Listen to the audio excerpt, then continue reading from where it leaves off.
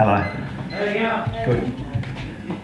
There've been furfies, fibs and fables spun around 1,000 tables. Woolly yarns stretched so tight they span this land from Cape to Bight. Shaggy tails, columnus crocs, enough bullshit to fill Ayers Rock. But none excite the kind of fever as the legend of Lassiter's Reefer. Seems way back in 73 this bloke was found off his tree, somewhere in the vexed vicinity of Nimbin, Lismore and Mullumbimby. The Devil's Triangle, folks would say, because things went on there weird and strange. The stuff disappeared right under your nose, like little bits of garden hose. Now Lassiter, for it was he, this grizzled hippie off his tree, was found by a farmer in the early hours, preaching to a herd of cows. Rabid, delirious, babbling, mad, ripped as roadkill, naked as he screeched, "Eureka! Yes indeed, I've gone and struck the motherweed! Satan's toothpick, Scooby-Doo, the biggest spliff you ever knew! I've seen it straight with my own eyes, a giant joint of King Kong size!" Which is weird, because he normally had a really broad Aussie accent. Well, after a week in the tank, the cops released him as a crank to roam at large, telling his tale to any joker he could bail. Until at last, round Nimbin way, he met his mark, found his prey. A crusty shaman read his palm and went and raised the chakra alarm. Brothers, sisters, as I guessed it, the chosen one is manifested. And so a hardy hippie band struck out for the hinterland. He pushed them hard at healthy trot. "Come on, boys, X marks the pot." Until at break of second day, just as faith was on the wane, through the swirling mist of dawn, in a valley far off born, there she blew, in spliffic splendour, Lassiter's Reefer, royally rendered. Never Coleridge with a pipe could have conjured such a sight. The fabulous fabled pallid prize had to be of Zeppelin size. Down the hill the party charged towards the marvellous mirage.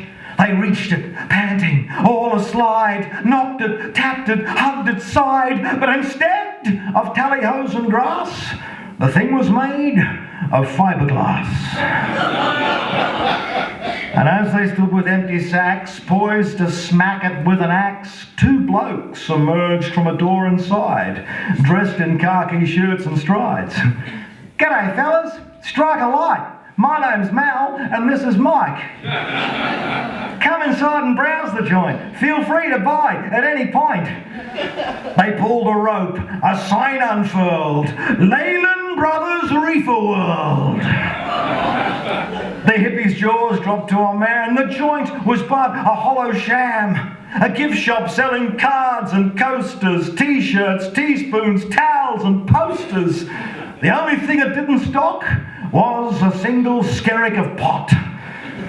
The hopping hippies howled and gnashed, beat the Leylands to a mash, trashed the joint and looked around, but that bastard Lassiter couldn't be found. Some say he'd licked the giant cane toad, or giant mushroom just down the road. But whether or not you're a believer, that's the legend of Lassiter's Reefer. Thank you. Thank you. I can't see you. That was a true story, by the way. That was a Nimbin's Foundation myth. This is another true story.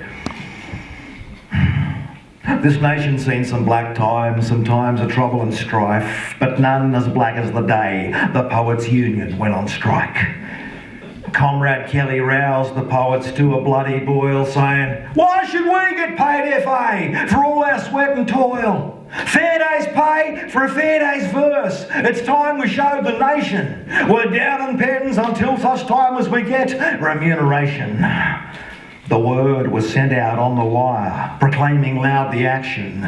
The union battened down the hatches, awaiting the reaction.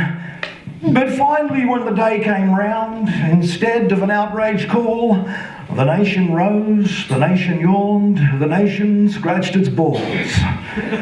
The airlines flew, the buses ran, the wharves were working to a man. The nation didn't seem that royal that poetry was off the boil. So poets thronged into the streets, declaiming loud their lack. But people thought them spruikers or Mormons high on crack. Things looked grim, so Comrade Kelly said, it's time they know it. It's time for the final solution. Release the bush poets. The board turned pale and shuddered at the very mention. But surely, they said, bush poetry, it's against the Geneva Convention. But soon a rumbling from the country was felt from miles around as a plague of bush poets descended on the town. They came in droves, spouting Banjo Patterson and Lawson like a Kubrick cockroaches through the city coursing. They deafened all with rhyming couplets and doggerel about the land, odes to horses, sheep and dogs, and odes to Hanrahan. They infested houses and churches, they bred like bloody flies. You couldn't open a cupboard without hearing that fucking Gundagai. They roved in packs, cracking whips, people went insane, falling to their knees to hear again of droughts and plains. The action seemed to take effect in wearing down the nation, but just to be sure, the bushies went and hijacked TV stations. They barricaded studios, turned cameras on themselves, and broadcast odes to Billy Tea and eucalyptus smells. Hour upon hour of programming produced a hideous shiver with wall-to-wall bush poets doing The Man from Snowy River and Clancy of the Overflow and The Man from Ironbark and I Love a Sunburnt Country from dawn to dusk to dark. The Prime Minister was called in to try and break the picket. After all, the bushies' drone was drowning out the cricket. A meeting with the union examined all the claims. A deal was struck in minutes. The poets won the day. With this one condition that bound the agreement tight, the poets would only get their pay if they promised not to write. And the bushies, they'd get double pay if they didn't open their mouths, but piss off back to where they came from, amongst the crows and cows. So that's how poets got the dole.